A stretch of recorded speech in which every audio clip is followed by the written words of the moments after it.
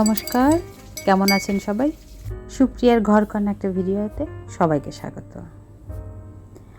নতুন একটা অভ্যাস করছি, রাতের বেলা একটু চিয়া সিডস ভিজিয়ে রাখি, সকালবেলা আমরা তিনজনই সেটা খাই। আমি মাকে দিয়ে আসছি, এখন আমি খাচ্ছি, আর তার পাশাপাশি একটু ঝাল সুজি রান্না করতেছি।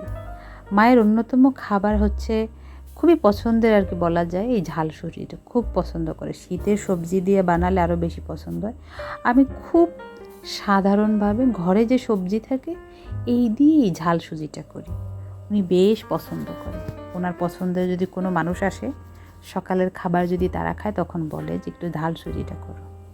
ব্যাস, ঝটফট করে এটা হয়ে যায় বিধায় আমি খুব সহজে করে দিতে পারি। করা হয়ে গেছে। আমার জন্য এখান থেকে একটু উঠিয়ে নেব। এরপরে মায়ের জন্য একটু টমেটো সস দেব। টমেটো সস দিলে একটু মিষ্টি মিষ্টি হয়, সেটা মা খুব পছন্দ করে। তা আমি কখনোই ওনার খাবার দাবারে কোনো রকম কোনো কম্প্রোমাইজ করি না। উনি যেটা পছন্দ করি সেটাই দিই। মাকে দিয়ে দিছি, এখন নিয়ে বসছি আমি আমার খাবারটা। আমার খাবারটার মধ্যে আমি আবার একটু সালাদ অ্যাড করেছি। আমাকে সালাদ খেতে বলছে, বাট আমার সালাদ খেতে একদমই পছন্দ না।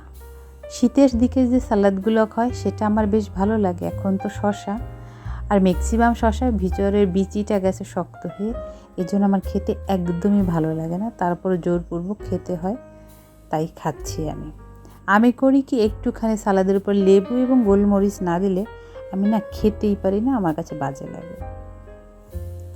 খাওয়া দাওয়া হয়েছে, কাজ তো আমার হাজারটা থাকে। তার মধ্যে আজকে প্রধান কাজ হচ্ছে কি, ফ্রিজটা একটু নর্মালি তো আমার সবসময় পরিষ্কার থাকে, যেহেতু আমি একা হাতে কাজ করি, তার জন্য তারপরে একটু না কেমন যেন হয়ে যায়, সেটাকে আমি শুকনো কাপড় দিয়ে ভিতরটা সুন্দর করে মুছে নিই। ফ্রিজটা আমার এখন একেবারে খালি। ড্রয়ারটার মধ্যে একটা খবরের কাগজ দিয়ে দিছি, যাতে 2-1 ফোঁটা জল হলে খবরের কাগজটা টেনে নেবে। আর সবজিগুলো ধুয়ে গামছাতে করে না একেবারে ছড়াইয়া দিছি, যাতে তাড়াতাড়ি জলটা টানে। এরপর আমি সুন্দর করে রেখে দিতে পারি। কাজ তো আর একটা দুইটা না, একটার পর একটা চলতেই থাকে। একজন আপুর ভিডিওতে দেখলাম শপিং ব্যাগে করে উনি সবজিগুলো ফ্রিজে রাখে, তাতে নাকি বেশ ভালো থাকে। আজকে আমি সেটা করব।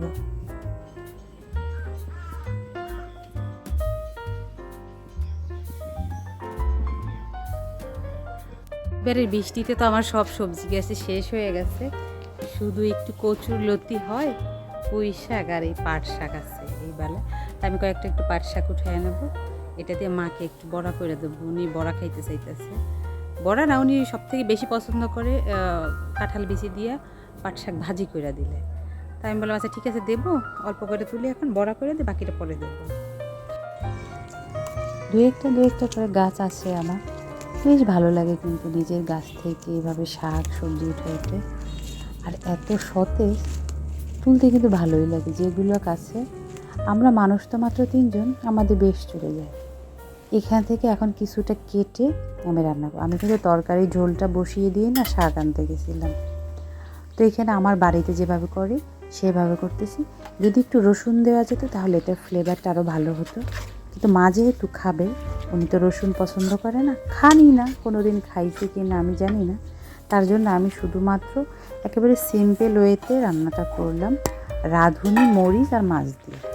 খুব সহজেই হয়ে যায়, কিন্তু আমার খেতে খুব ভালো লাগে। পাট শাক যেভাবে রান্না করা হোক আমি খুব পছন্দ করি। একেবারে সিম্পলে তো হয়ে গেছে, এখনই গরম গরম খাবো, তর্স হচ্ছে না আর। আমার এই পাট শাক হলে না আর কিছু লাগে না। ব্যাস করে নিছি একটুখানি মিষ্টি কুমড়া ভর্তা আমার জন্য, আর তার সাথে পাট শাক। মায়ের জন্য আরও আইটেম আছে, মা খাচ্ছে, তার পাশাপাশি আমিও খেয়ে নিচ্ছি। আমি আগে কিন্তু পাট শাকটা দিয়েই খাচ্ছি, যে আমার যতটা যা খাওয়ার আমি পাট শাক দিয়ে মন ভরে খাই। মিষ্টি কুমড়া সিদ্ধটাও কিন্তু আমি বেশ পছন্দ করি।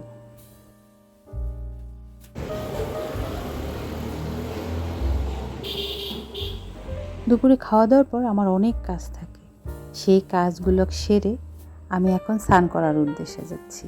মানে এই টাইমেও আমি একটু এক্সারসাইজ করে নিই, তারপর স্নান করার উদ্দেশ্যে যাই। চেষ্টা করি যে ঘরটা একবার গুছিয়ে তারপরে যাতে আমার স্নান করার পর আর কোনো কাজ করা না লাগে। এই টাইমে করলে হয় কি, মা এই টাইমে ঘুমোয়, আমি আর ওনাকে কোনো ডিস্টার্ব করি না। বাড়িতে যেহেতু কেউ থাকে না, আমার জন্য এই টাইমটা ফ্রি টাইম হয়, আর আমি খুব কমফোর্ট ফিল করি। জানেন, একটা অভ্যাস হয়ে গেছে আমার, এই গরমে আমি যে দিনে কতবার স্নান করি যেটা বলার মতো না। হয়তো বা এর ফলে আমি অসুস্থও হতে পারি।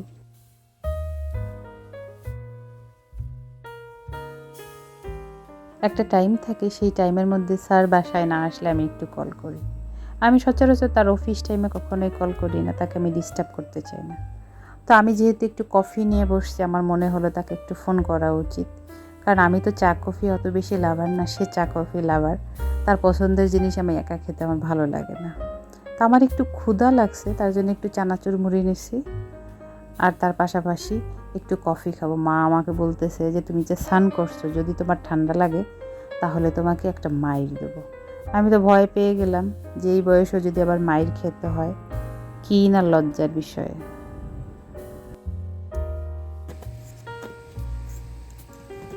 আরে টুকটাক আমি সবসময় কিছু না কিছু তৈরি করে রাখি, আজকে না তেমন কিছুই নেই।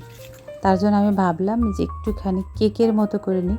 এটা অ্যাকচুয়ালি কেক বলা যায় না, কেক বানাইতে যে সব কিছু দেওয়া হয় আমি ওসব কিছুই না, শুধু একটু কেকের বেস তৈরি করছি। এর কারণ আছে, এতে আবার মিষ্টিও কম দিয়েছি যাতে স্পঞ্জি হয় একটু।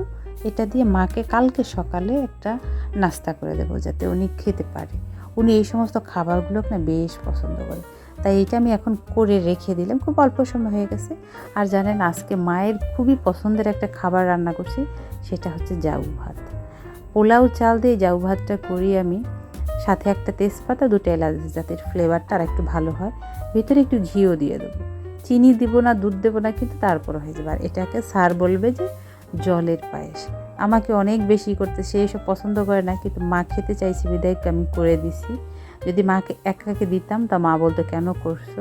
তার পাশাপাশি আমি স্যারের সুবিধার জন্য একটু ভাজাভাজি করছি, যাতে সে কোনো অভিযোগ না দিতে পারে। তারপরে ভয়ে ভয়ে করতেছি। মা ছেলে দুজনেই খাবে, আমি একদমই এই জাউ পছন্দ করি না। এটাকে আমার এলাকায় ফেনা ভাত বলা হয়। ব্যাস হয়ে গেছে ভাজাভাজি। দুপুরে যে পাট শাক রান্না করছিলাম ওইখান থেকে একটু রেখে দিয়েছিলাম, যে মা ছেলে রাতের বেলা যাই হোক কিছু একটা করে দেবো। যেহেতু স্যার খুব বেশি পছন্দ করে পাট শাকের বড়া খেতে, তো এইভাবে আমি ফোল্ড করে চালের গুঁড়ো দিয়ে ব্যাস গরম গরম ভেজে দিচ্ছি।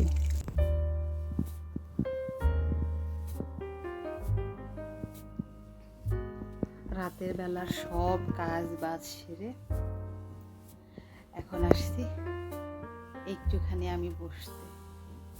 এর মধ্যে আবার একটা কাজ বাকি আছে, চিয়া সিডস যে ভিজাবো 2টা মগে, সেটা ভিজাতে ভুলে গেছি। একটু পরে ভিজিয়ে তারপর খাবো। সারাদিনের ক্লান্তির সময়টা এবার আমার পার হবে। তারা তো দুজনেই ঘুমিয়ে গেছে, মাছে আমিও যে আমার শরীর আর দিচ্ছি না।